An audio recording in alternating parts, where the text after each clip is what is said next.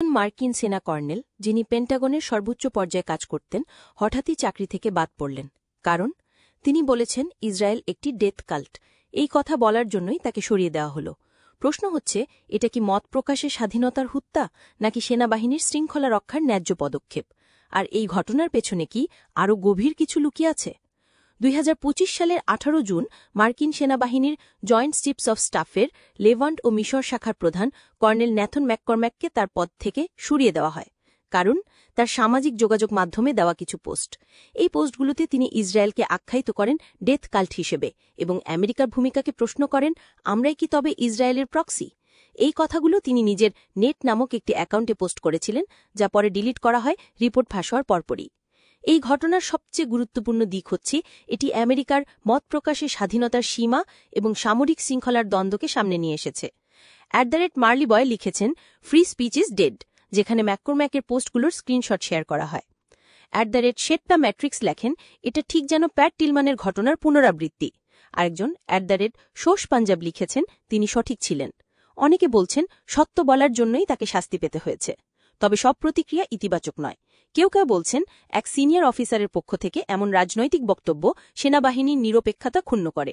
সেই কারণে প্রতিরক্ষা দপ্তর একটি বিবৃতিতে জানিয়েছে, এই মতামত পেন্টাগনের দৃষ্টিভঙ্গি নয় এবং বিষয়টি তদন্তাধীন। ডেইলি ওয়ার, জেএনএস সহ একাধিক আন্তর্জাতিক সংবাদ মাধ্যম এই ঘটনার সত্যতা নিশ্চিত করেছে।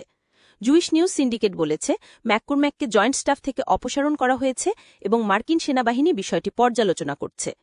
কিন্তু আমরা যদি তার পোস্টগুলোর দিকে একটু গভীরভাবে তাকাই, দেখা যায় তিনি বহু মাস ধরে ধারাবাহিকভাবে প্রশ্ন তুলছিলেন, ইসরায়েলের প্রতিক্রিয়া কেন এত অতিমাত্রায় ভংহিংস। তিনি লিখেছিলেন, ইসরায়েলের প্রতিক্রিয়াগুলো প্রায় সবসময় নট হাইপারবলি ফিলিস্তিনি নাগরিকের ওপর পড়ে। একটি পোস্টে তিনি বলেন, নেতানিয়াহু সরকার আসলে জুডেও সুপ্রিম্যাসিস্ট সরকার, যারা ক্ষমতার জমির লোভে যুদ্ধ থামতে দিচ্ছে না। আরেকটিতে লেখেন, আমরা ইসরায়েলকে সতর্ক করেছিলাম, যদি তারা লেবাননের দিকে এগোয় তাহলে পরিস্থিতি ভয়ঙ্কর হয়ে যাবে।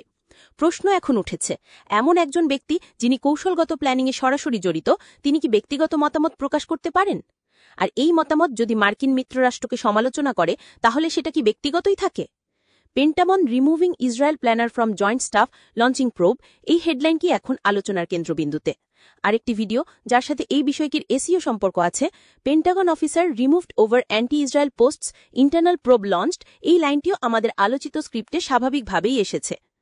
এই ঘটনা কেবল একজন অফিসারকে সরিয়ে দেওয়ার ঘটনা নয়, এটা আমেরিকার নৈতিকতা দ্বিধা, জিওপলিটিক্সের ছায়া এবং সেনা সদস্যদের স্বাধীনতার সীমানা নিয়ে গভীর প্রশ্ন তোলে।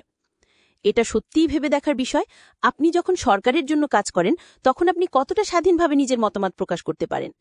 এই ঘটনাটি কি কেবল এক সেনা অফিসারের ব্যক্তিগত ভুল ছিল, নাকি এটা আরও বড় কিছু ইঙ্গিত করে? আপনি কি মনে করেন, মত প্রকাশের স্বাধীনতা কি এখনও বেঁচে আছে, নাকি শুধু কিছু নির্দিষ্ট মতেই তা সীমাবদ্ধ?